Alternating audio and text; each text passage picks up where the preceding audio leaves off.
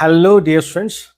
सो आज हम लोग फिर से कंटिन्यू करेंगे मूल कॉन्सेप्ट। आज हम लोग बात करेंगे about the percentage purity as well as percentage yield based numerical problems, उसको हम डिस्कस करेंगे आज। ये हमारा टाइप 4 आप कह सकते हैं। हम लोगों ने पिछले 3 केसेस पढ़ लिए हैं, type 1, type 2, type 3 type of questions asked in stoichiometric problems. जहाँ फर्स्ट हमने बात करी थी जहाँ पे एक ही रिएक्टेंट गिवन हो, टाइप 1 प्रॉब्लम्स। टाइप 2 में बात करी थी बेटा कि जहाँ 2 रिएक्टेंट हो, एक के बारे में इंफॉर्मेशन गिवन हो और एक के बारे में आपसे इंफॉर्मेशन पूछी जाए। टाइप 3 में बात करी थी बेटा लिमिटिंग रिएजेंट के बारे में और सीक्वेंशियल रिएक्शन के बारे में। फिर हमने टॉपिक देखा था पीओएससी, जहाँ पे हम लोग देखते हैं कि किस प्रकार से हम चीज़ों को सिंप्लीफाई कर सकते हैं। और आज हम लोग बात करेंगे type 4 question, very very important. आप देखेंगे आपको, हाँ, एक क्वेश्चन ये भी है कि यहाँ पर थोड़ा हमें सोचना पड़ता है चीज़ों को लेकर, किस डायरेक्शन में क्वेश्चन को हम सॉल्व करेंगे, वो सब चीज़ें हम लोग सीखेंगे आज। तो देखिए, हम पहले बात करते हैं about the percentage purity based problem के बारे में। So first one is what? Percentage purity. देखो, कोई बहुत नया वर्ड नहीं है हम लोगों के लिए। हम लोग जानते हैं बेसिकली आजकल जिस सोसाइटी में लोग रह रहे हैं, डेफिनेटली हमारे चारों तरफ जितनी भी चीज़ें मिलती हैं, चाहे वो खाने की हो या किसी और तरीके से हो, सब में कुछ ना कुछ मिलावट होती है, सब में कुछ ना कुछ इम्प्योरिटी प्रेजेंट होता है। ऐसे ही जब हम केमिकल रिएजेंट्स की बात करते हैं, केमिकल रिएक्शंस की बात करते हैं, वहाँ पर भी कुछ तरह की इम्प्योरिटीज़ हो सकती है। तो वही हम लोग बात करेंगे कि कोई सैंपल है, कितना प्योर है, कितना इम्प्योर है, वो चीज़ हम समझेंगे और उसको हम कैलकुलेट करने की कोशिश करेंगे, that is in the form of percentage purity. For example, मान लीजिए, सपोज करो मैं कहता हूँ कि सपोज करो इफ आई से 100 ग्राम सैंपल ऑफ, चलो ऐसे कर लो, इफ आई से 100 ग्राम ऑफ NaCl और एक मैं कहूँ कि 100 ग्राम sample of NaCl having 20% impurity। तो लैंग्वेज की फॉर्म ऐसे लिखूं, मान लो मैं कह दूं कि भाई 100 ग्राम NaCl है, इसका मतलब कि वो 100 ग्राम पूरी तरह से क्या है, 100% प्योर है। मतलब कि जो भी 100 ग्राम सब्सटेंस है उसमें NaCl ही है, कोई और इम्प्योरिटी नहीं है। ऐसे कह सकते हैं। अगर मैंने वर्ड यूज किया 100 ग्राम sample of NaCl having 20% impurity, इसका मतलब क्या है कि इसके अंदर इस 100 ग्राम में 80 ग्राम तो आपका क्या है, NaCl है, बट साथ ही 20% 20 ग्राम क्या है, इसमें कोई ना कोई इम्प्योरिटी इसमें प्रेजेंट है। और इम्प्योरिटी अलग अलग तरह से होते हैं, डस्ट पार्टिकल भी होते हैं, कोई दूसरा आप कहते हैं केमिकल भी होता है, कुछ बहुत तरह से पॉसिबिलिटी है। एक और बात की हम लोग मान के चलते हैं कि तो क्वेश्चन में मेंशन नहीं किया गया, हम लोग मान के चलते हैं जो इम्प्योरिटी वो इनर्ट नेचर की है। इनर्ट नेचर का मतलब है कि वो रिएक्शन में पार्टिसिपेट नहीं कर रही है। हम लोग मान के चलते हैं कि इम्प्योरिटी क्या है, इनर्ट नेचर की है, वो रिएक्शन में पार्टिसिपेट नहीं कर रही है, उसको रिमूव किया जा सकता है। यस और नो? ये कुछ बातें मैंने सिंपल सी रखी मेरी कि what is the meaning of impurity. Question हम कैसे आइडेंटिफाई करेंगे? तो बहुत सिंपल तरीका है। क्वेश्चन में आपसे पूछेगा बताओ परसेंटेज प्योरिटी, या बोलेगा बताओ परसेंटेज इम्प्योरिटी, ऐसे पूछेगा आपसे। या पूछ ले भाई कि एक सैंपल है, सैंपल वर्ड जनरली जहाँ मिलता है ना, वहाँ पर संभावना रहती है कि कहीं ना कहीं इम्प्योरिटी है। ये क्वेश्चन आइडेंटिफाई करने का तरीका है। सुनाओ अबाउट द फॉर्मूला। तो मैं फॉर्मूला लिखता हूँ पहले, फिर आप क्वेश्चन है सॉल्व करते हैं। एक्चुअली यहाँ जो मेन प्रॉब्लम है स्टूडेंट्स के साथ वो यही है कि वो क्वेश्चन को इनिशिएट नहीं कर पाते हैं। उस प्रॉब्लम को हम डील करेंगे और उसको बिल्कुल हम लोग खत्म कर देंगे आज। आप बहुत आसानी से इस टॉपिक के हो जाने के बाद सारे क्वेश्चन आप लोग सॉल्व कर सकते हैं। देखिए भाई, सुनो, मैं फॉर्मूला लिख रहा हूँ परसेंटेज प्योरिटी का। देखिए, परसेंटेज प्योरिटी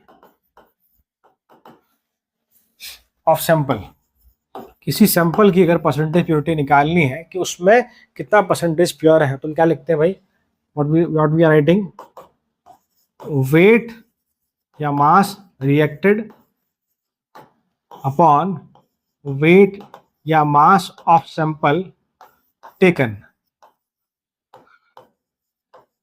अभी घबराने की जरूरत नहीं है, मैं आपको ये समझाऊंगा कि फॉर्मूला कैसे है, तो परेशान बिल्कुल नहीं होना। इसको आप एक तरह से और लिख सकते हैं, परसेंटेज प्योरिटी ऑफ सैंपल को प्योर सब्सटेंस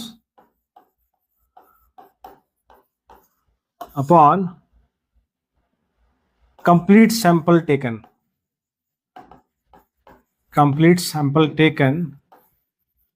into 100।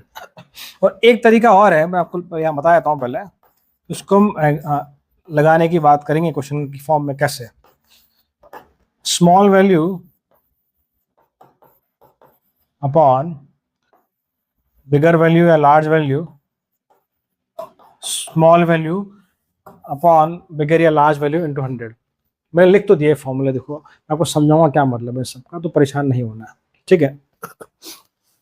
बात करेंगे मिक्सर को। अब मैंने एक वर्ड लिखा है कि वेट रिएक्टेड। इस पॉइंट को समझाने की कोशिश करता हूँ, सुनना ढंग से, बात को बहुत ढंग सुनना। बहुत सिंपल टॉपिक है, कुछ भी नहीं है। देखो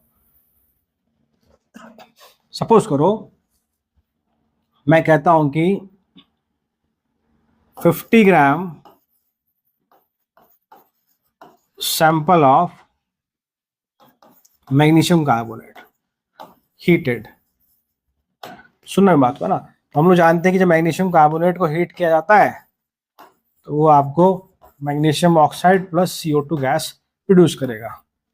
ये बहुत बेसिक रिएक्शन है, हम सबको जानते हैं, इसके बारे में पता है इसके बारे में। देखो सपोज करो अगर मैं मोल से बात करूं, बैलेंस भी है, मोल से बात करूं अगर, तो अगर ये 1 मोल है बेटा तो MgO 1 मोल बनेगा। आप कह लीजिए कि CO2 भी 1 मोल बनेगा, ऐसा हम कह सकते हैं। अब मान लो मैंने कहा कि 50 ग्राम, मान लीजिए ये MgCO3 है। चलो आप छोड़ो, आप तो उसको 50 ग्राम को जानते हो, आप तो हम डायरेक्टली वेट से बात करते हैं। तो इसका भाई कितना, 24 प्लस 12 36 प्लस 48, आई थिंक ये हमारा आ जाएगा 84 ग्राम। मतलब यदि 84 ग्राम है तो इससे MgO कितना मिलेगा बेटा हमें, 24 60 दैट इज 40 ग्राम, और साथ में CO2 कितना मिलेगा हमें, 44 ग्राम। सही है, ये बिल्कुल मैं स्टोइकियोमेट्री, 1 मोल है तो 1 मोल 1 मोल, मास की फॉर्म में 84 ग्राम है तो 40 ग्राम 44 ग्राम, ठीक है। अब मान लो कि ये कब मिलेगा, अगर ये 1 मोल है तो 40 ग्राम मिलेगा, तो 44 ग्राम मिलेगा कब, जब ये 100% प्योर है, जब ये 100% प्योर है। क्या मेरी बात सही है? अब मान लीजिए सपोज करो मैंने कहा कि 100% प्योर नहीं, इसमें कुछ ना कुछ इम्प्योरिटी है, 10% भी हो सकती है, 20 भी, कुछ भी हो सकती है। मैंने मान लिया इसमें कुछ ना कुछ इम्प्योरिटी है, तो क्या तब भी मुझे 40 ग्राम MgO या 44 ग्राम CO2 मिलेगा? नहीं मिलेगा, नहीं मिलेगा, क्योंकि MgO और CO2 जो प्रोड्यूस हो रहा है हीट करने के बाद, वो इस सैंपल के प्योर पार्ट से ही हो रहा है। अगर इस पे इम्प्योरिटी है तो वो इम्प्योरिटी MgO और CO2 क्रिएट नहीं कर सकती। सुनो, मेरे कहने का मतलब क्या है कि जो भी हमें प्रोडक्ट मिलता है हमेशा वो आपका जो भी सैंपल है उसके प्योर पार्ट से ही मिलेगा आपको। उसमें जो अगर इम्प्योरिटी है, मान लो 50% इम्प्योरिटी है, तो 50% जो इम्प्योर पार्ट है वो MgO CO2 नहीं बनाएगा, सिर्फ 50% पार्ट ही MgO और CO2 क्रिएट करेगा। This is what the weight reacted. Weight reacted का मतलब क्या है? वेट कौन सा रिएक्ट करता है हमेशा? जो प्योर फॉर्म में होता है, जो प्योर सब्सटेंस का वेट है, उसे हम लोग क्या लिख रहे हैं यहाँ पे, वेट रिएक्टेड। तो अब देखिएगा नीचे कर दिया मैंने, प्योर सब्सटेंस रिएक्टेड या प्योर सब्सटेंस, तो वेट रिएक्टेड या प्योर सब्सटेंस दोनों बातें एक ही। नीचे आप देखेंगे तो वेट ऑफ सैंपल लिखा है नीचे, ये स्मॉल लार्ज, ये मैं समझाऊंगा आपको क्या मतलब है उसका। आई होप समझ में आया। तो पहली बात दिमाग में क्लियर रखनी है कि जब भी हम परसेंटेज प्योरिटी बेस्ड वाले क्वेश्चंस पे अप्रोच कर रहे हैं तो हमें दिमाग में क्लियर होना चाहिए कि जो भी प्रोडक्ट बनेगा हमेशा वो आपका जो भी रिएक्टेंट कह लीजिए, जो भी आपका सैंपल कह लीजिए, उसके प्योर पार्ट से ही बनेगा। एक बात है। दूसरी बात, हमने 2 टॉपिक लिखे थे, परसेंटेज प्योरिटी और परसेंटेज यील्ड। परसेंटेज प्योरिटी वाला जो पार्ट है बेसिकली वो रिएक्टेंट साइड के लिए वर्क करता है। तो हम परसेंटेज यील्ड की बात करेंगे, हम लोग प्रोडक्ट साइड वाले पार्ट की बात करेंगे। ये एक बहुत की डिफरेंस है दोनों में, ठीक है। चलो अब मैं क्वेश्चन लिखता हूँ, फिर आपको समझाता हूँ वो चीज क्या है, वो मैंने फॉर्मूला लिखी है, वो सब क्या है। देखिए भाई, मैं बहुत सिंपल क्वेश्चन लिख रहा हूँ। एक क्वेश्चन पूछा गया हमसे, देखो ये क्वेश्चन आपसे जी में पूछा भी गया, इसी का एक फॉर्म जो आपसे मेडिकल में पूछा गया। देखिए 50 ग्राम sample of calcium carbonate on heating produces 17.6 gram of CO2 gas at STP. Calculate percentage purity of sample. First question है, बहुत ढंग से सुनना, बहुत सारी इंफॉर्मेशन बताऊंगा आपको मैं, बहुत सारी इंफॉर्मेशन। क्वेश्चन पढ़ो। 50 ग्राम sample of CaCO3 on heating produces this amount of CO2। मुझे पता है कि पहली बात तो रिएक्शन ये होगी, CaO सॉलिड प्लस CO2, ठीक है। यहाँ पे STP का रोल नहीं है क्योंकि मैं वॉल्यूम की बात नहीं कर रहा, बट ठीक है, क्वेश्चन में दिया है कि यदि 50 ग्राम सैंपल CaCO3 का गर्म किया जाए, हीट किया जाए, तो वो टूटता है और बनाता है 17.6 gram of CO2। Calculate percentage purity of sample, मतलब कि आपसे इस सैंपल की CaCO3 की परसेंटेज प्योरिटी पूछ रहा है, परसेंटेज प्योरिटी पूछ रहा है। तो वो फॉर्मूला लिखे हैं मेरे पास, ठीक है। आप नोटिस करेंगे मैंने जो फॉर्मूला लिखे सारे मास की फॉर्म में लिखे हैं। वेट वेट वेट वेट, सब जगह वेट चल रहा है, मास चल रहा है, ठीक है। अब समझना है बात को। मैं इसको बहुत धीरे धीरे लेके चल रहा हूँ, फिर हम अगले क्वेश्चन में थोड़ा सा फास्ट करने की कोशिश करेंगे। देखो क्वेश्चन में वेट वेट की बात की है, यहाँ पे चलो मैं क्वेश्चन के हिसाब से लेता हूँ। गिवन की भाई ये 50 ग्राम सैंपल है और ये आपका 17.6 ग्राम CO2 बन रहा है। अब हम बताएंगे 50 ग्राम 100% तो ये CaCO3 नहीं है, कुछ ना कुछ इम्प्योरिटी है इसके अंदर। तभी उसने पूछी आपसे परसेंटेज प्योरिटी कि ये जो 50 ग्राम हमने CaCO3 लिया है 100% 100% ये CaCO3 नहीं है, इसमें कोई ना कोई इम्प्योरिटी जरूर है, तभी आपसे परसेंटेज प्योरिटी पूछ रहा है। अगर ये 100% प्योर होता तो हमारा आंसर क्या होता है, इट इज 100% प्योर सैंपल, फिर क्वेश्चन आपका बनता नहीं। आप ऐसा कैसे, मास की बातें हो रही है। मैं इसको पहले मास से करके दिखाता हूँ, तो बिल्कुल यूनिटरी मेथड से, फिर उस पर आते हैं हम लोग, है ना। देखो मुझे मालूम है कि हमें CaCO3 की बात करनी है, हमें इसका प्योरिटी निकालना है। ये सुनो, इसका प्योरिटी निकालना। मैंने आपको पहले चीज सिखाई कई क्लासेस में, हमसे जो चीज पूछता है, जिसके बारे में पूछता है, हमारा एरो उसकी तरफ चला जाता है। मीन्स मैं इधर से इधर बात करूंगा। ये बहुत छोटी छोटी चीजें हैं जो अगर आपको पता है तो फिर क्वेश्चन में गलती होने की संभावना लगभग ना के बराबर। मतलब कि अगर 17.6 ग्राम है तो ये कितना होना चाहिए, मुझे ये पता है, ये मुझे मालूम होना चाहिए। क्या सुनो, देखो एक तो मोल से कर लें इसको, एक हम मास से कर लें। मास से कैसे करोगे भाई कि अगर ये 44 ग्राम है, क्योंकि अगर मैं मास से करूंगा तो मैं क्या करूंगा, स्टोइकियोमेट्रिक कोएफिशिएंट लूंगा, एक मोल। तुम जानते हैं कि अगर ये 44 ग्राम अगर ये होता है तो मुझे CO3 जो चाहिए वो 100 ग्राम चाहिए। ये हम पहले कहीं बार बातें कर चुके हैं इस तरह की बेटा। यदि ये 44 ग्राम है तो ये इतना होना चाहिए, क्योंकि अगर 100 ग्राम होगा तभी 44 ग्राम बनेगा ये। अब देखो क्वेश्चन में कितना है, 17.6 ग्राम। तो पहले मैं 1 ग्राम का निकाल लेता हूँ, हटा दूंगा उसको मैं। तो 1 ग्राम का निकालेंगे हम क्या करेंगे बेटा, 100/17.6 किया मैंने। हम जानते हैं कि हमें क्वेश्चन में, सॉरी हाँ सही है, मैंने गलत कर दिया, सॉरी बेटा। 1 ग्राम का है तो मुझे 44 से डिवाइड करना पड़ेगा, ठीक है। ऊपर भी ग्राम नीचे भी ग्राम, या कैंसिल कर दीजिए।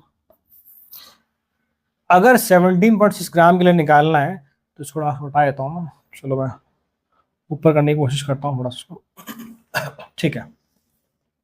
17.6 ग्राम के लिए निकालना है मुझे, तो मैं क्या करूँगा बेटा,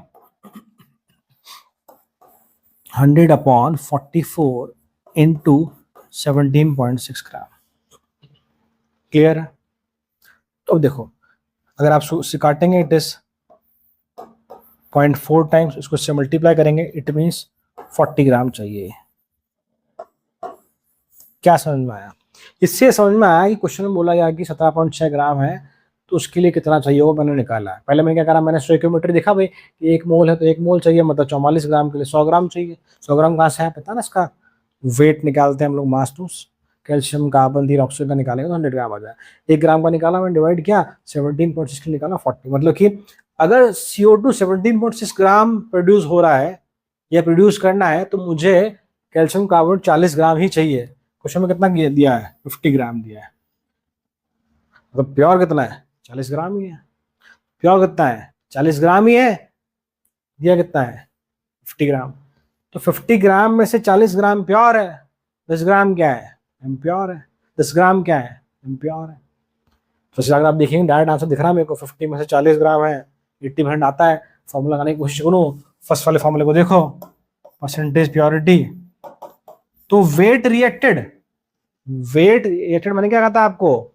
वेट रिएक्टेड वो वेट होता है जो प्योर सब्सटेंस का होता है। कितना है वही? 40 ग्राम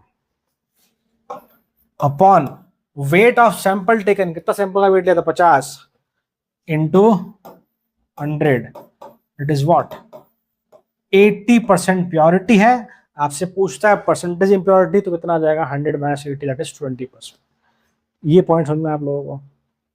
समझ में आप लोगों को? ये क्वेश्चन किया मैंने वेट से, मैं इसी क्वेश्चन को मोल से भी करके दिखाता हूँ आपको एक बार, परेशान नहीं होना। या तो ठीक है, चलो आओ। अब देखो बेटा, मैं इसी सेम क्वेश्चन को मोल से कर रहा हूँ। मैं देखो अप्रोच वही रहेगी हमारी, तो मैं इसके मोल निकाल लेता हूँ। कितने? 17.6 by how much? 44, it is 0.4 मोल आ गया इसके। तो अगर इसके 0.4 मोल है तो इसके भी 0.4 मोल ही चाहिए होंगे मुझे, कि नहीं चाहिए होंगे? 1:1 है ना?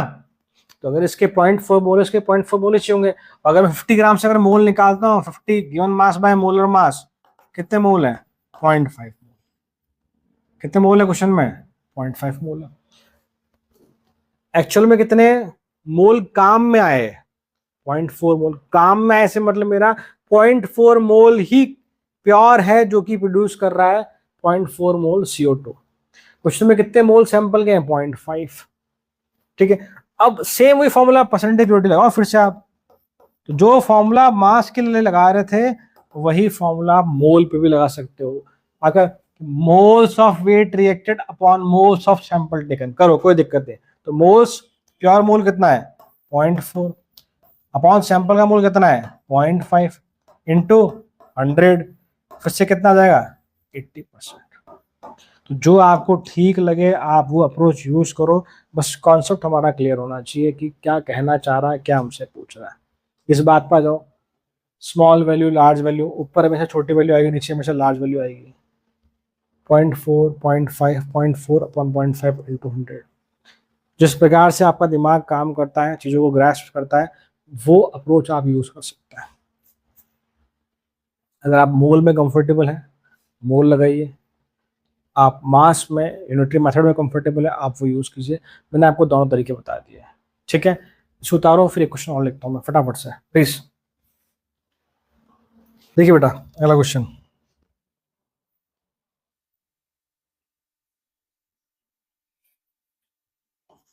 To 200 gram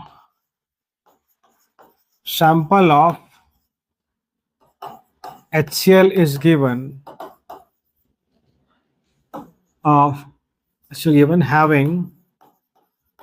having 73% purity.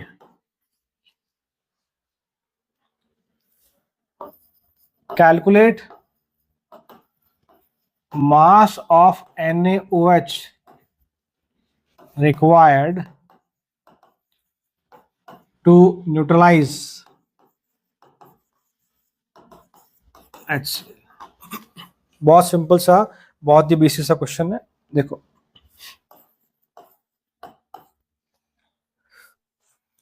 दो तरह क्वेश्चन पूछता है आपसे, या तो परसेंटेज प्योरिटी पूछेगा या गिवन होगी, मतलब या तो वेट पूछेगा या परसेंटेज प्योरिटी पूछेगा। पिछले क्वेश्चन में आपसे परसेंटेज प्योरिटी पूछा है, अगर आपसे मास वेट पूछ रहा है। देखो क्वेश्चन क्या है, 200 gram sample of HCl is given. HCl 200 gram given है, हैविंग 73% प्योरिटी। प्योरिटी कितनी है? 73% उसकी। Calculate mass of NaOH required to neutralise HCl। आपको NaOH का मास निकालना है जो कि HCl को न्यूट्रलाइज कर सके। हम लोग जानते हैं NaOH और HCl इज व्हाट, आपस में रिएक्ट करेंगे, एक दूसरे को न्यूट्रलाइज करेंगे, because they both are of different identity. एक एसिड है, एक बेस है, दोनों एक दूसरे को न्यूट्रलाइज करता है। पहला हमारा रिएक्शन लिखना, so HCl with NaOH gives NaCl plus water। We all know about this basic reaction, salt plus water मिलता है, बैलेंस्ड है। स्टोइकियोमेट्री देखोगे तो इसका इसका 1 मोल चाहिए तो इसका भी 1 मोल चाहिए, इसका 5 मोल तो इसका 5 मोल चाहिए। क्या मतलब है, HCl के 1 मोल को न्यूट्रलाइज करने के लिए NaOH का 1 मोल चाहिए। ऐसे पढ़ लो, ऐसे पढ़ लो कि NaOH के 1 मोल को न्यूट्रलाइज करने के लिए HCl का भी 1 मोल चाहिए। और तरीके से अगर इसके 5 मोल है तो न्यूट्रलाइज करने के लिए HCl के भी 5 मोल चाहिए, या इसके 5 मोल है तो NaOH न्यूट्रलाइज करेगा तो उसके भी 5 मोल आपको चाहिए होंगे। यहाँ तक बात ठीक है। क्वेश्चन में आपको गिवन है sample is what 200 gram of sample, ये सुनो, हमसे बोला गया है कि इसकी प्योरिटी कितनी है 73%। तो प्योरिटी अगर गिवन है तो मैं अगर, और हम जानते हैं कि 200 ग्राम तो सैंपल है HCl का, तो उसमें कुछ ना कुछ इम्प्योरिटी है, और क्लियर बोला है कि 73% प्योर है, 27% या इम्प्योर है। तो हम जानते हैं कि अगर NaOH यूटिलाइज करना है तो HCl का जो प्योर पार्ट होगा, प्योर वेट होगा, वही NaOH यूटिलाइज करेगा। इम्प्योरिटीज कभी भी रिएक्शन में पार्टिसिपेट नहीं करती, ये हम यहाँ कह सकते हैं। यस और नो, यस और नो। चलो, इसका मतलब क्या है, कहीं ना कहीं मुझे पहले HCl का प्योर पार्ट निकालना पड़ेगा। तो बहुत सिंपल तरीका, 73% प्योर, हम जानते हैं कि 73% ऑफ 200 ग्राम अगर मैं निकालूं, simply it is what 73/100 into 200 that is 146 gram. Clear, ये बहुत बेसिक सी मैथ हम जानते हैं। तो अब मैं इसको हटा के लिख रहा हूँ कि मेरे पास कितना है, ये मेरे पास 146 ग्राम है, ये प्योर है, यही मेरे लिए काम का है, बिकॉज इसी से मतलब इसका जो पार्ट है प्योर पार्ट यही NaOH को न्यूट्रलाइज करेगा। बाकी जो इम्प्योरिटी थी उससे मतलब नहीं है, मतलब कि जो 54 ग्राम है, 54 ग्राम का था इम्प्योर था ना भाई, 146 ग्राम प्योर है 200 में से, तो 54 ग्राम क्या है, इम्प्योर है। वो 54 ग्राम कभी भी NaOH को न्यूट्रलाइज नहीं करेगा, कभी भी NaOH से रिएक्ट नहीं करेगा। आपसे NaOH का वेट पूछा, क्या मेरी बात सही है यहाँ तक? ठीक है, देखो मैं सो लेता हूँ मैं 73% of 200 is what 146 gram of HCl, ये आपका प्योर। ठीक है भाई, तो अब मैंने क्या बोला, जिसके जितने मोल इसके चाहिए उतने मोल इसके भी चाहिए, तो आप मोल निकाल लो, सीधी बात है।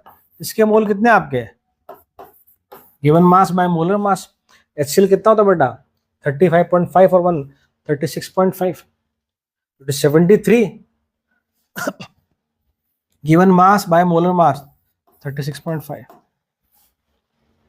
क्लियर, तो कितने मोल आ गए भैया, 4 मोल आ गए, बोलो हाँ या ना।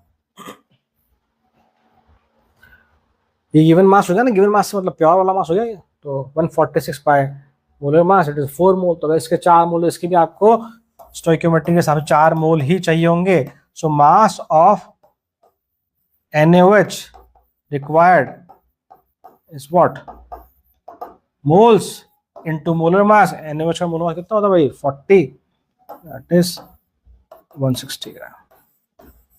बोलो हाँ या ना, यस और नो। तो क्या यहाँ हमें किसी प्रकार के फॉर्मूला की रिक्वायरमेंट हुई? नहीं हुई, डायरेक्टली हमने कर लिया, तो सिंपल सा क्वेश्चन था। मतलब कि अब है तो calculate mass of NaOH required neutralize what 160 gram NaOH चाहिए आपको। क्लियर, अगर फॉर्मूले की रिक्वायरमेंट होती तो मैं क्या करता, मैं वहां से ये वेट निकालता। कैसे निकालते बेटा, वो देख लो आप, परसेंटेज प्योरिटी 73, वेट रिएक्टेड मतलब प्योर वेट x मान लो अपॉन वेट ऑफ सैंपल कितना 200 into 100, so value of x is what 146 ग्राम, ये जो ऊपर किया मैंने। क्लियर, इसको नो उतार, उसको एक क्वेश्चन और लिखते हैं हम लोग। देखिए बेटा अगला क्वेश्चन,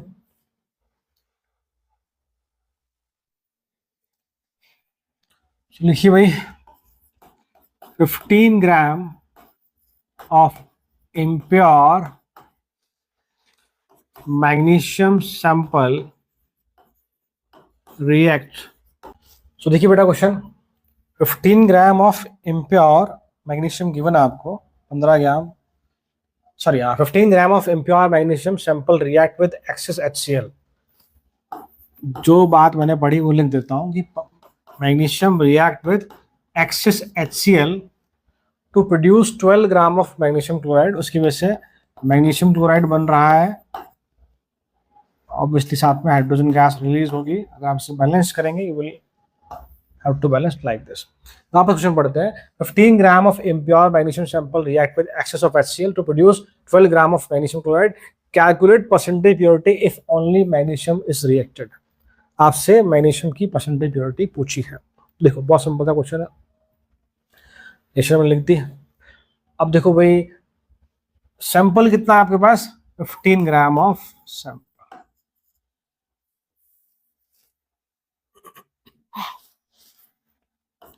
ग्राम ऑफ सैंपल। ठीक है भाई, मुझे HCl से मतलब नहीं है बिकॉज एक्सेस में है। ऑब्वियसली ये लिमिटिंग रिएजेंट है, यही डिसाइड करेगा कि प्रोडक्ट कितना बनेगा। ये आपका ER है, बात ही खत्म उसकी। तो MgCl2 बन रहा है कितना है, 12 ग्राम। ठीक है, चलो अब पहली बात मैंने क्या बताया था आपको कि जो भी प्रोडक्ट बनता है सैंपल से, वो सिर्फ सैंपल के प्योर पार्ट से ही बनेगा। तो ये जो 12 ग्राम बन रहा है MgCl2, ये सैंपल के सिर्फ और सिर्फ प्योर पार्ट से ही बन रहा हो। ठीक है, तो हम लोग क्या करेंगे भाई, हमें तो हमारा फॉर्मूला लगाना है। पहले हमें जो कितना वेट रिएक्ट कर रहा है इसका, कितने मोल रिएक्ट कर रहे हैं वो हमें निकालने पड़ेंगे। तो पहले हम क्या करेंगे, मोल वाले पार्ट से जाते हैं। हम जानते हैं कि स्टोइकियोमेट्री के हिसाब से यदि इसका 1 मोल है तो इसका 1 मोल चाहिए होगा, या इसका 1 मोल बनाना है तो इसका 1 मोल चाहिए होगा, ऐसा कैसे। तो अगर मोल निकालो इसके, so mole is what, given mass by molar mass. कितना है, Mg24 और 71, दैट इज 95। ठीक है, मैंने इसके मोल पहले क्यों निकाले, इससे क्यों नहीं निकाले। अगर इसके मोल निकालूंगा 15 ग्राम से तो इम्प्योर सैंपल के मोल आएंगे भाई। हमें तो क्या चाहिए, प्योर वाला पार्ट चाहिए ना। हमारा फॉर्मूला क्या बेटा, हमारा फॉर्मूला है कि भाई percentage purity of sample is what, weight reacted या weight of pure part upon total weight of sample, total weight of sample into 100 ही आपका पार्ट भाई। तो हमें मालूम है कि क्वेश्चन में भाई कि टोटल वेट ऑफ सैंपल तो गिवन है कितना, 15 ग्राम है। चाहिए क्या मुझे वेट रिएक्टेड चाहिए। मैंने आपको पहले समझाया कि वेट रिएक्टेड मतलब कि प्योर पार्ट का वेट, वो आपको प्रोडक्ट से मिलेगा। कि प्रोडक्ट क्या है, जो प्रोडक्ट बनता है वो हमेशा सैंपल के प्योर पार्ट से बनता है। तो जो प्रोडक्ट के मोल होंगे उतने ही मोल आपके सैंपल के प्योर पार्ट के होंगे, सैंपल के प्योर पार्ट के होंगे, सैंपल के प्योर पार्ट के होंगे। ठीक है, चलो इसका मतलब कि इसके भी एक्चुअल में इतने मोल ही चाहिए होंगे, इतने मोल ही चाहिए होंगे। ये मोल कौन से बेटा, ये मोल कौन से, प्योर इम्प्योर, प्योर पार्ट के मोल है।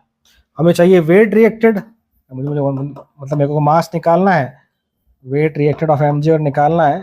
तो सिंपली आप क्या करेंगे, इसको आप उसके मोलर मास से मल्टीप्लाई कर देंगे, मोल्स इनटू मोलर मास कितना 24, ये आ गया। इस वैल्यू उठा के यहाँ रख दो आप, विल गेट द आंसर। ठीक है, चलो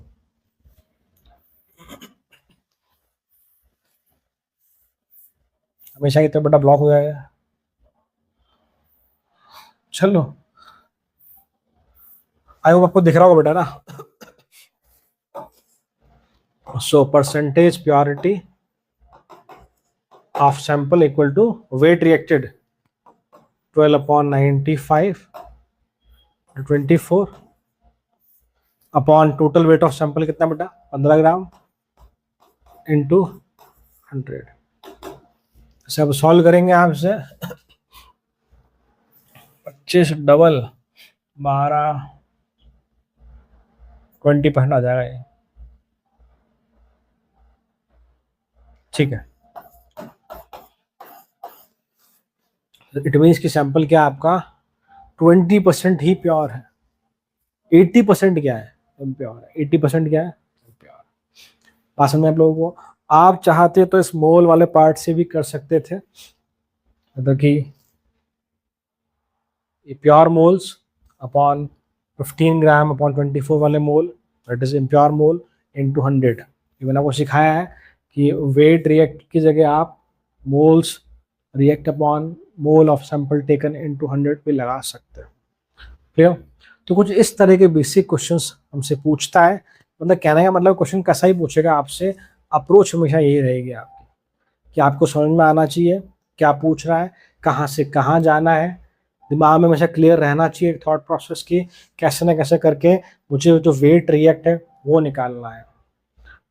that is the wait of pure part of sample. ये तो मोस्टली क्वेश्चन आपको गिवन ही होता है वेट ऑफ सैंपल, बाकी आप मल्टीप्लाई 100 से वो तो कर ही सकते। क्लियर?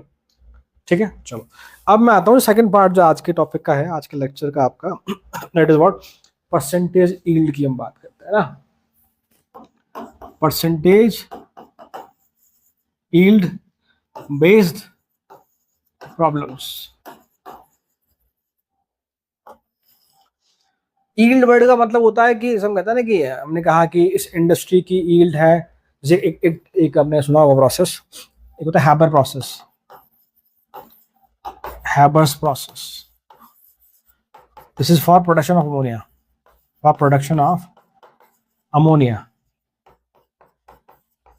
हम रिएक्शन लिखते हैं N2+3H2 gives 2NH3। ये अमोनिया को जो बनाने का प्रोसेस उसे हम लोग हैबर्स प्रोसेस बोलते हैं। और अमोनिया आप मान के चलो कि आप कह सकते हैं कि वो गैस है जो इंडस्ट्री में वन ऑफ द वो गैस है जिसका सबसे ज़्यादा प्रोडक्शन होता है। ये बहुत जगह अलग अलग फॉर्म में यूज़ की जाती है, अलग अलग पर्पज़ के लिए यूज़ की जाती है। तो इसका बहुत बड़ा सा प्रोसेस है ये आपके, अब देखिए आगे बढ़ेंगे हम लोग जब ब्लॉक केमिस्ट्री वहाँ पे इसकी बात की जाएगी। सो जब हम बात कर रहे हैं कि हमने कहा कि ये कोई प्लांट है जो 10 टन अमोनिया बनाता है, that is the yield of that plant. तो कितना प्रोडक्ट प्रोड्यूस हो रहा है, कितने प्रोडक्ट का प्रोडक्शन हो रहा है, उसे हम लोग बोलते हैं यील्ड, कि उसकी यील्ड इतनी है, ये मतलब होता है यील्ड का। परसेंटेज यील्ड वाले पार्ट में आऊंगा, उससे पहले दो बातें देखिए। पहली बात तो ये कि it is this term is used for product,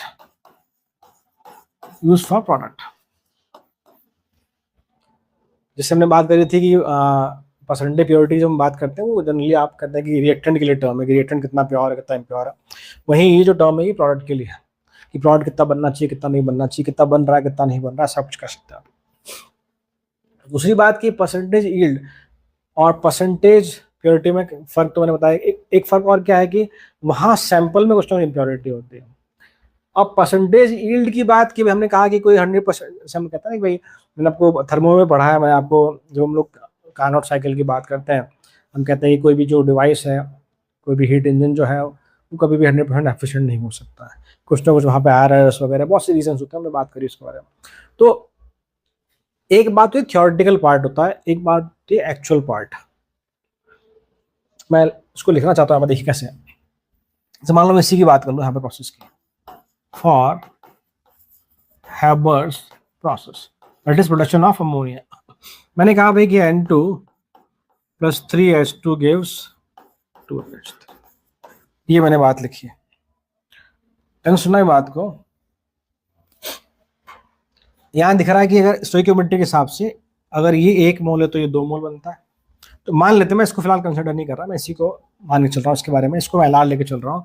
मान लीजिए ये 10 मोल है, मान लीजिए, तो NH3 मेरा 20 मोल बनना चाहिए, 20 मोल बनना चाहिए, मैंने वर्ड यूज किया बनना चाहिए, it means it is theoretical, ये आप कह लीजिए इट इज व्हाट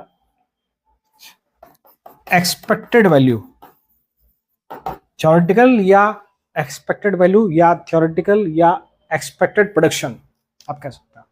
भाई 1 से 2 है तो 10 से 20 मोल बनना चाहिए। अब मान लीजिए किसी कारण से 20 मोल नहीं बना, 15 मोल ही बना। अब मैंने बात बोली किसी कारण से, तो वो कारण क्या है? कारण ये है कि ये तो मैं थियोरेटिकली रिएक्शन लिख रहा हूँ, पर जब आप लैब में, जब आप हैबर प्रोसेस के थ्रू जब आप अमोनिया का प्रोडक्शन की बात करते हैं, कोई भी रिएक्शन की हम बात कर लें, बात करते हैं, लैब में बहुत सारे फैक्टर्स काम करते हैं, बहुत तरह की एरर होने की संभावनाएं होती है। ह्यूमन एरर हो सकती है, मशीन एरर हो सकती है, मशीन इनएफिशिएंसी हो सकती है। तो उसकी वजह से जो आप एक्सपेक्ट कर रहे हैं कॉपी किताबों में कि भाई इतना होना चाहिए, मैंने कहा कि 20 मोल होना चाहिए, जरूर नहीं उतना मिलेगा। बिकॉज ऑफ दीज एरर्स या because of any technical failure, जो चीज हमें मिल रही है वो उससे कम होती है। तो ये आपको जो मिला value, it is what the actual yield या actually produce value, actually produce value आपकी।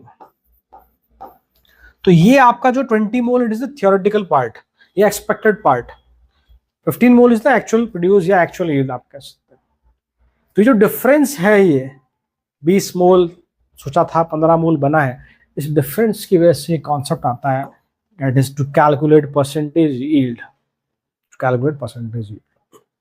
आई होप पॉइंट क्लियर आपको, पॉइंट क्लियर। सो हमने देखा, हम प्रोडक्ट की बात कर रहे हैं ऑब्वियसली, जब भी मैं यील्ड की बात करूंगा मतलब कि मैं प्रोडक्ट साइड की बात करूंगा। और मैंने कहा कि भाई ये डिफरेंस किस वजह से आता है, because of so many factors, बात करिए हमने उनके बारे में। अब सिंपल से फिर से फॉर्मूला आपका, सो परसेंटेज यील्ड का फॉर्मूला क्या बेटा, so percentage yield is what, simply ऊपर छोटा नीचे बड़ा वैल्यू, जो मैंने पहले वहां बात करी वैसे यहाँ पर भी। तो छोटा कौन ऊपर भाई, एक्चुअली प्रोड्यूस अपॉन थ्योरेटिकल या expectedly produce value, actually produce upon theoretically या एक्सपेक्टेडली प्रोड्यूस वैल्यू इनटू 100, खत्म बात। This is what the percentage yield, this is what the percentage yield. So I hope आपको ये पॉइंट क्लियर होगा क्या कहना चाह रहा हूं मैं। अब ये जो वैल्यू है कि थियोरेटिकल या एक्सपेक्टेड वाला जो पार्ट है, ये हम लोग रिएक्शन की हेल्प से कैलकुलेट करते हैं, calculate using reaction, calculate using reaction. How, using reaction, मैंने बताया ना भी 20 मोल एक्सपेक्टेड थे, मैंने कहां से बताया, मैंने रिएक्शन की स्टोइकियोमेट्री देख के बताया मैंने, यस और नो। तो ये वाला जो पार्ट है थियोरेटिकली या एक्सपेक्टेडली जो पार्ट है हमारा, ये हम रिएक्शन को देख के कैलकुलेट करते हैं। एक्चुअली प्रोड्यूस या तो क्वेश्चन में गिवन होता है या आपसे निकालने को बोलता है कि कैलकुलेट करो।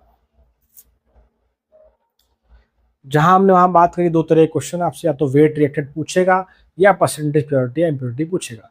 यहाँ भी आपसे या तो परसेंटेज यील्ड पूछेगा या आपसे एक्चुअल प्रोड्यूस वेट पूछेगा।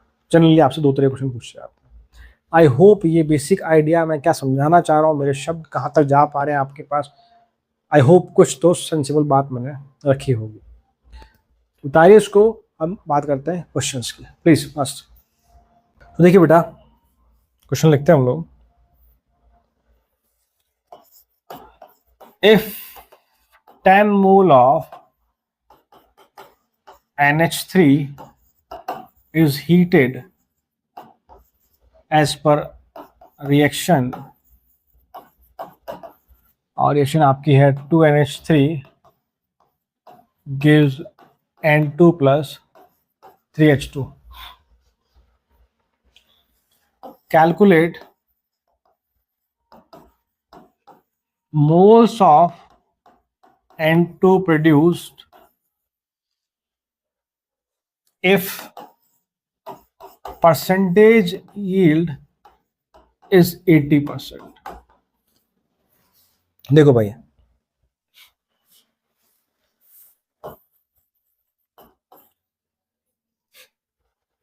मैं फॉर्मूला फिर से लिख रहा हूं।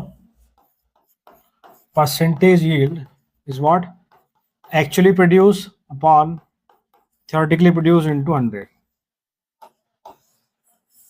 हमें बात सुनने को बात, एक्चुअली प्रोड्यूस मास ले सकते हैं तो नीचे थियोरेटिकली प्रोड्यूस मास आएगा, एक्चुअली प्रोड्यूस मोल लेंगे तो नीचे थियोरेटिकली प्रोड्यूस मोल ले सकते हैं इनटू 100। तो सेम मैंने फॉर्मूले में कहा था पीछे, जहां हमने कहा था कि वेट और मास दोनों, सॉरी मास और जैसे मोल दोनों यूज कर सकते हैं। यहाँ भी आप लोग मास और मोल दोनों यूज कर सकते हैं जिसमें आप कंफर्टेबल है। देखिए भाई, तो क्वेश्चन में लिखा भाई कि कोई रिएक्शन है, N2 और 3H2 मिल रहा है वहां पर, और बोला है कि it is percentage yield is 80% given है। 10 मोल लिए NH3 के, उसको तोड़ा तो हमें बताना है कि N2 के कितने मोल्स बनेंगे इफ परसेंटेज यील्ड इज 80%। तो सिंपल सी बात है, फॉर्मूला वो रहा मेरा। पहले हम लोग स्टोइकियोमेट्री पे जाएंगे। बात की जा रही है NH3 और N2 की, मुझे H2 से मतलब नहीं है। इसके 2 के लिए इसका 1 मोल बनेगा, खत्म बात। तो क्वेश्चन में बोला अगर 10 मोल है इसके, 10 मोल है इसके, तो इसके 5 मोल बनने चाहिए। 2 से 1, 10 से 5। तो ये जो 5 मोल बनने चाहिए N2 के, बनने चाहिए जब मैं कहता हूं, it is expected value, it is the theoretical value, it is not expected. ये आपका थियोरेटिकल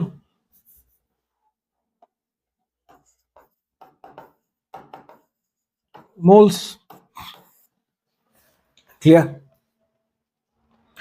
पर साथ में बोला कि 80% ही परसेंटेज यील्ड है। तुम जानते हैं कि 5 से अगर मैं 80% निकालूंगा तो 4 आएगा, वो तो सिंपल सी बात। तो 4 मोल बने हैं इसके रियल में, थियोरेटिकली ये बात। फॉर्मूला लगाएं बेटा, तो percentage yield is what, 80% equal to actually produce mole, हमसे पूछा गया obviously. So actually produce mole upon expected या theoretically produce mole 5 into 100। Yes और नो? सिंपली आप सॉल्व करेंगे। So actually produce mole is what, 80 into 5, and we know कि ये कितना आएगा भाई, 4। तो आई होप आपको फील समझ में आया होगा।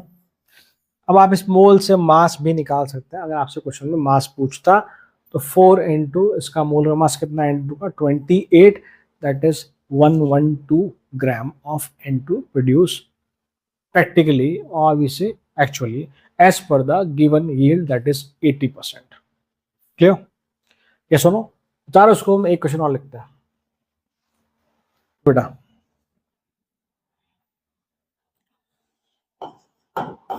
on dissociation of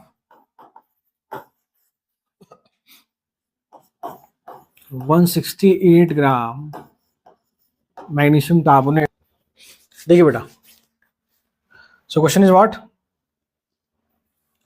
on dissociation of 168 gram magnesium carbonate, what volume of CO2 will produce at STP if yield is 75%।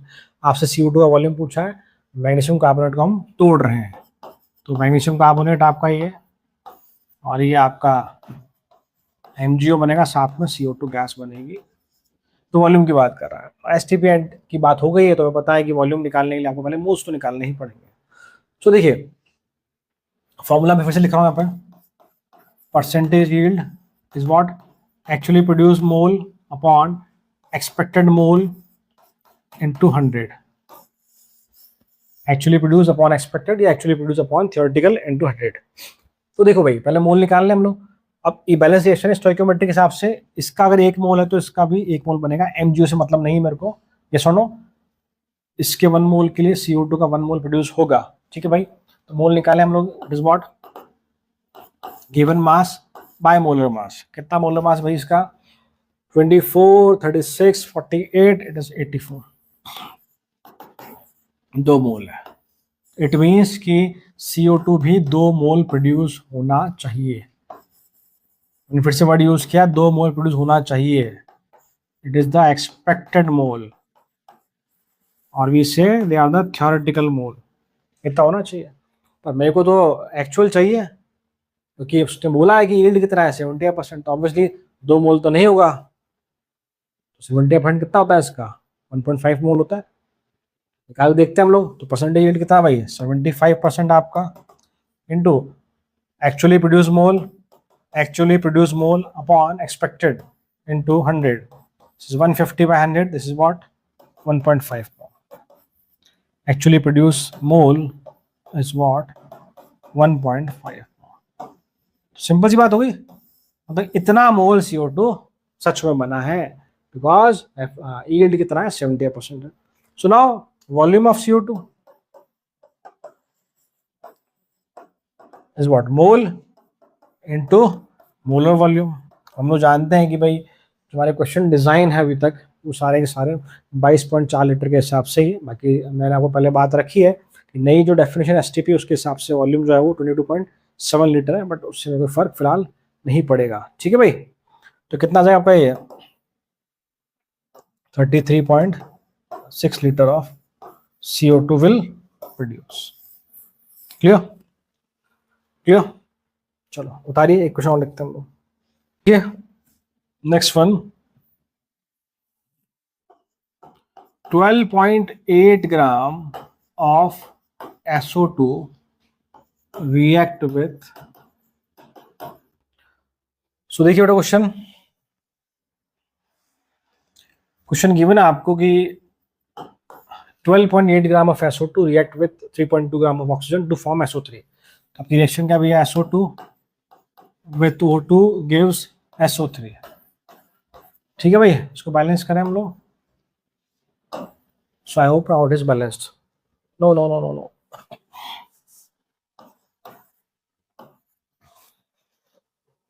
ठीक है, कि गिवन है if 6 gram of SO3 are produce then calculate percentage yield of reaction. 6 gram produce होता है तो आपको percentage yield निकालना है. चलो बहुत सिंपल सा क्वेश्चन है. देखो अगर हम देखें यहाँ पर चीजें तो हमें समझ में आ रहा है कि आपको इसका इन्फॉर्मेशन भी गिवन है. इसका मतलब मेरा कि फर्स्ट रिएक्टेंट का इन्फॉर्मेशन गिवन है, साथ ही साथ आपको सेकंड रिएक्टेंट का इन्फॉर्मेशन भी गिवन है. अब SO3 कितना बनेगा ये डिसाइड कौन करेगा, लिमिटिंग रिएक्टेंट. तो पहले हमें LR निकालना पड़ेगा. तो आपको firstly calculate the mole. 12.8 upon is what 64. Similarly 3.2 upon 32 given mass molar mass. ठीक है, तो यहाँ से मैं देखता हूँ मोल इक्वल टू 0.2 मोल आते हैं इसके आपके 0.1 मोल आते हैं. तो ये हमने मोल्स निकाल लिए. How to determine LR. Moles को आप स्टोइकियोमेट्रिक कोफिशिएंट से डिवाइड करते हैं, जहां पर रेशियो या वैल्यू कम आता है वही आपका LR है. तो 0.2 को डिवाइड करूंगा 2 से 0.1, 0.1 को डिवाइड करूंगा 1 से 0.1. दोनों जगह वैल्यू सेम आ रही है, मतलब ये भी आपका LR है, ये भी आपका LR है. मैंने आपको पहले बात रखी भी थी कि LR एक से ज़्यादा हो सकता है, कोई दिक्कत वाली बात नहीं. वापस देखिए, मोल निकाला मैंने. मोल को डिवाइड करेंगे स्टोइकियोमेट्रिक कोफिशिएंट से. 0.2 by 2, 0.1, 0.1 by 1, 0.1. Again both having the same value, so these two are the LR. आप इससे निकालें SO3 चाहे इससे निकालें SO3, वैल्यू सेम आएगी, कोई दिक्कत नहीं, कोई दिक्कत नहीं. चले, तो मैं मान लेता हूँ ऑक्सीजन से निकालता हूँ. मतलब कि अगर इसके 0.1 मोल है, इसके 2 मोल चाहिए, तो उसका 0.1 है, इसके 0.2 चाहिए. सुन लो, चलो देखो ऑक्सीजन की बात करते हैं. 1 के लिए 2 चाहिए तो 0.1 के लिए 0.2 चाहिए. 2 के लिए 2, सेम स्टोइकियोमेट्री है तो मोल भी सेम होगा. दोनों ही केस में मालूम पड़ रहा है कि भाई ये कितना बनेगा, इट इज 0.2 मोल. ये सुनो, चूंकि क्वेश्चन में मास की बात हो रही है तो मैं मास निकाल लेता हूं. So mass of SO3 is what 0.2 into moles into molar mass, it is 80. So it is what 16 ग्राम. तो ये वैल्यू आ गई. और हमें बोला गया कि if 6 gram of SO3 are produce, मतलब कि रिएक्शन से स्टोइकियोमेट्रिक कोफिशिएंट से इंफॉर्मेशन से हम देख रहे हैं कि 16 ग्राम बनना चाहिए. This is the expected value, this is the expected या थ्योरेटिकली प्रोड्यूस्ड वैल्यू. क्वेश्चन में बोला है 6 ग्राम बना है. 6 gram is what the actual yield. Question में कहा है कि 6 ग्राम बना है, it is the actual yield actually produce.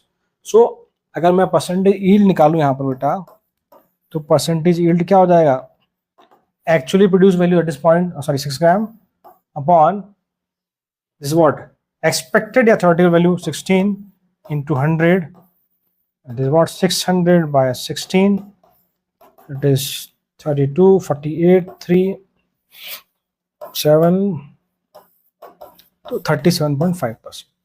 this is the yield. थोड़ा और हम थोड़ा सोचने की कोशिश करें.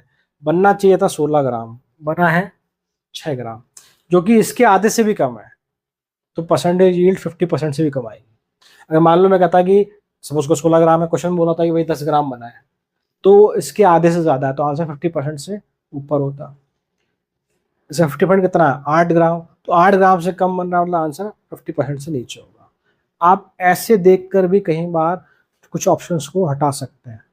मान लो 4 ऑप्शन है, मुझे जज करना हो भाई कि कौन नियरेस्ट है, तो मैं ऐसे कुछ थोड़ा बहुत अपना दिमाग लगा के चीजें सॉल्व करने की कोशिश कर सकता हूँ.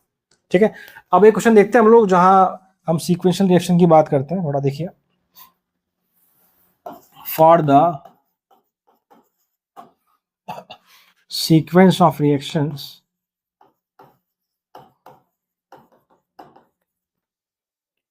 देखिए बेटा, क्वेश्चन आपको गिवन है for sequence of reaction, 3 reaction given है और हमने पढ़ा था सीक्वेंशियल रिएक्शन के बारे में, वो और परसेंटेज यील्ड को मिला के क्वेश्चन बनाया गया है। अच्छा क्वेश्चन है। तो पहला रिएक्शन आपको गिवन है कि Cl2 with KOH gives KClO plus KCl plus H2। Second, यहाँ KCl था, फिर से आपको यहाँ KClO था, वापस आपको KClO मिल गया, गिव्स KClO3 प्लस KCl, वापस आपको KClO3 मिला, गिव्स KClO4 एंड KCl। हमने बात करी थी सीक्वेंशियल रिएक्शन में क्या होता है बेटा कि हमारे पास इन बिटवीन 2 रिएक्शन कोई ना कोई एक सब्सटेंस कॉमन होता है। तो देखेंगे कि शुरू की 2 रिएक्शन में कौन कॉमन है, KClO, इन 2 में कौन कॉमन है, KClO3। और हमने कहा था कि भाई क्वेश्चन क्या होता है कि आपको फर्स्ट रिएक्शन के बारे में कुछ इन्फॉर्मेशन गिवन होती है और लास्ट के बारे में कुछ पूछता है, या लास्ट रिएक्शन के बारे में कुछ इन्फॉर्मेशन गिवन होती है आपसे, फर्स्ट के बारे में कुछ पूछता है। आगे बढ़े, find mass of KClO4 produce by 142 gram of Cl2। इसका मास दिया है आपसे, KClO4 पूछा है, मतलब कि फर्स्ट रिएक्शन में इंफॉर्मेशन गिवन है, लास्ट रिएक्शन के बारे में आपसे कुछ पूछा गया है। Where percentage yield of first, second, third reaction are respectively 80%, 50%, 20%। मतलब कि जो पहली रिएक्शन है इसकी यील्ड कितनी है, 80%। जो वैल्यू हम एक्सपेक्ट करेंगे उसका 80% ही काम का होगा, यहाँ 50%, यहाँ 20%। पहला काम, we have to check reaction should be balanced. अब पहली रिएक्शन देखिए बैलेंस्ड है। सेकंड आप देखेंगे 3 क्लोरीन, 3 पोटेशियम, 3 पोटेशियम बैलेंस्ड है, 4 3 HR, तीनों रिएक्शन आपकी बैलेंस्ड है, बात खत्म। ठीक है, मैं एक बार फिर से इसको लिखता हूँ, थोड़ा आइडिया हुआ, थोड़ा इसको मैं कंसाइज करने की कोशिश करता हूँ। ये हमेशा की तरह बेटा देखिए भाई, Cl2 plus 2KOH gives KClO। देखो मैं उसी पार्ट को ले रहा हूँ जो मुझे काम का, बाकी को मैं नहीं काउंट कर रहा। ठीक है, सेकंड वाले में 3 KClO से आपको बन रहा है KClO3। ठीक है, उससे जो पूछा गया KClO4, ये भी राइट साइड में सिर्फ लास्ट वाले रिएक्शन में ही है। तो यहाँ आपका 4 KClO3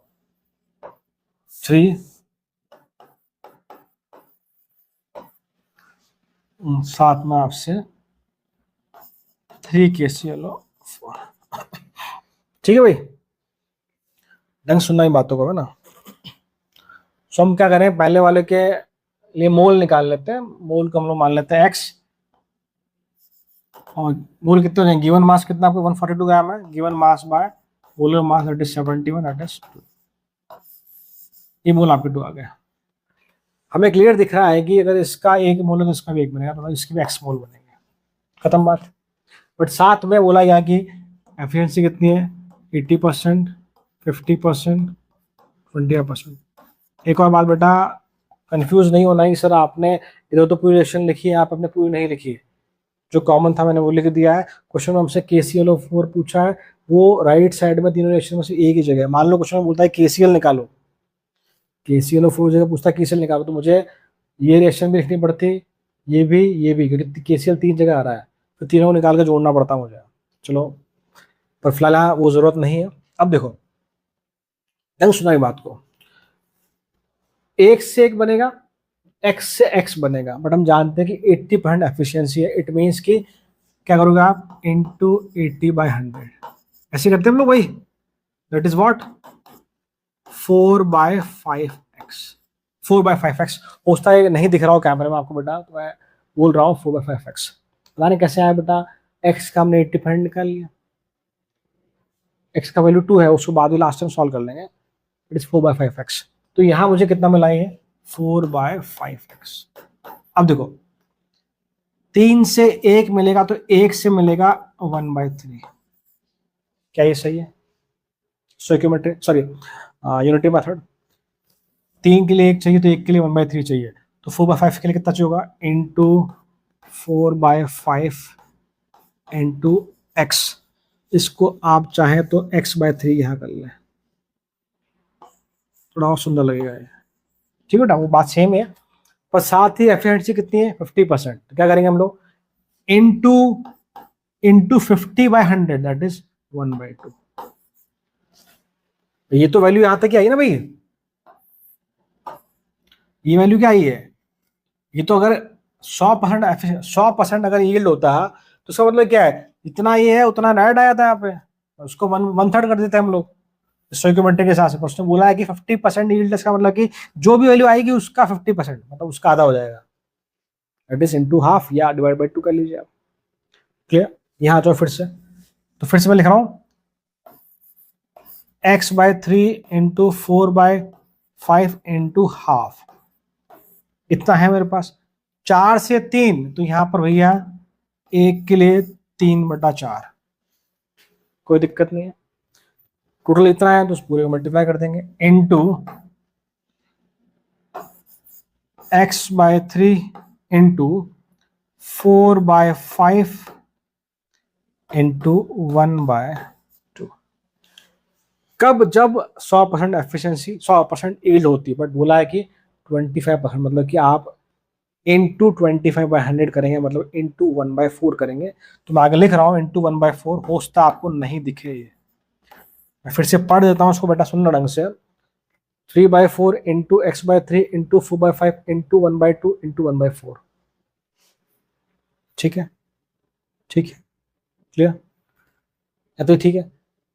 अगर अगर यहाँ सभी जगह 100% एफिशिएंसी होती तो क्या नहीं होता, तो ये x होता, 4/5 नहीं होता, ये वाला 4/5, ये वाला 4/5 मिसिंग होता। यहाँ एफिशिएंसी 100% होती तो ये 1/2 नहीं होता, ये वाला 1/2 नहीं होता। यहाँ एफिशिएंसी 100% होती तो ये जो मैंने 1/4 से मल्टीप्लाई किया ये नहीं होता, सिर्फ और सिर्फ ये वाला पार्ट ही होता, that is x/4, that is x/4 ही होता। मतलब कि आंसर क्या होता है मेरा, x का वैल्यू कितना भैया 2/4 moles, 2/4 moles of KClO4 will produce, यदि सभी जगह एफिशिएंसी 100% होती। ऐसा हम पहले पढ़ के आ चुके हैं सीक्वेंशियल रिएक्शंस में, क्लियर। बट चूंकि हमने यहाँ परसेंटेज यील्ड वाला कॉन्सेप्ट यूज किया है, वहां हम सब जगह मान के चलते थे अभी तक, क्वेश्चन जहाँ भी इतने भी किए हैं कि यील्ड 100% है, तो क्वेश्चन यहाँ बोला गया है, हमने समझा है कि यील्ड का कॉन्सेप्ट क्या है, तो हमने वो जो इन्फॉर्मेशन गिवन है उसको यूज किया है। तो नाउ इट इज व्हाट, तो ये क्या है, ये फर्स्ट वाली रिएक्शन की यील्ड है, ये सेकंड वाली रिएक्शन की यील्ड है, ये थर्ड वाली रिएक्शन की यील्ड है। 4/5 80%, 1/2 50%, 1/4 20%। ठीक है, यहां मैंने KClO4 निकाला है इस तरह से, सॉल्व करें किया नहीं मैंने। यदि मुझे KCl निकालना होता तो इसका वैल्यू प्लस इसका वैल्यू प्लस इसका वैल्यू जोड़ना पड़ता, मुझे तीनों रिएक्शन में KCl है, KClO4 सिर्फ एक रिएक्शन में, इसलिए लास्ट वाले रिएक्शन से काम चल गया मेरा। ठीक है, थोड़ा सॉल्व करता हूं मैं, फिर देखो वापस।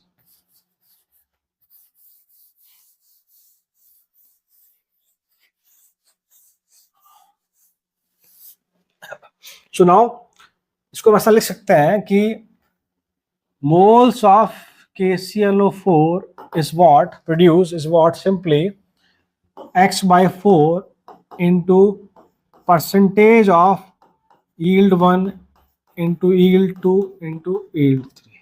यही किया हमने। तो आप क्या कर रहे हैं, x का वैल्यू कितना बड़ा 2 निकाला हमने, तो 2/4 इंटू फर्स्ट यील्ड कितना 80%, मतलब कि 4/5, yield 2 कितना 50%, 1/2, yield 3 20%, 1/4। तो अब देखेंगे ये 4 से 4 कैंसिल, ये 2 से 2 कैंसिल, इट इज 1/20 मोल। ठीक है, अगर मास निकालू KClO4 का तो देखो, so mass of KClO4 produce is what, mole into molar mass, कितना भाई KClO4 59,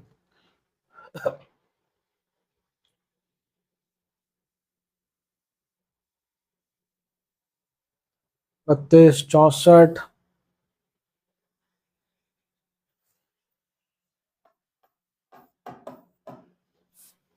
थोड़ा चेक करना बेटा ना, उम्र होगी मेरी भी, हो सकता 38.5 हो, बट जितना मेरा दिमाग सेंस कर रहा है आई थिंक ये होना चाहिए। सो इसको डिवाइड करें 2 से, 6.9 ग्राम आना चाहिए मेरे हिसाब से। सो आई होप इस तरह से आंसर आएगा। सो ये हमने देखा परसेंटेज यील्ड और percentage purity, and I hope आपको आपने कॉन्सेप्ट एंजॉय किया होगा डेफिनेटली। और मैं फिर से बात बोलूँगा बेटा कि अगर आपको स्टोइकोमेट्रिक कैलकुलेशन का जो फर्स्ट लेक्चर है मेरा, अगर वो आपको क्लियर है, फिर आप कितने टाइप के क्वेश्चन बना लो, तो बड़ी बात नहीं। अब नेक्स्ट क्लास में जो हमारा लास्ट टाइप है, दैट इज परसेंटेज कॉम्पोजिशन कह लीजिए, या जो मिक्सचर वाले क्वेश्चंस है उनकी हम बात करेंगे, जो कि सबसे ज़्यादा इंपॉर्टेंट है हमारा, specially from JEE advance point of view. ठीक है, तो आज के लिए इतना, मिलते हैं नेक्स्ट वीडियो में। Till then, thank you so much.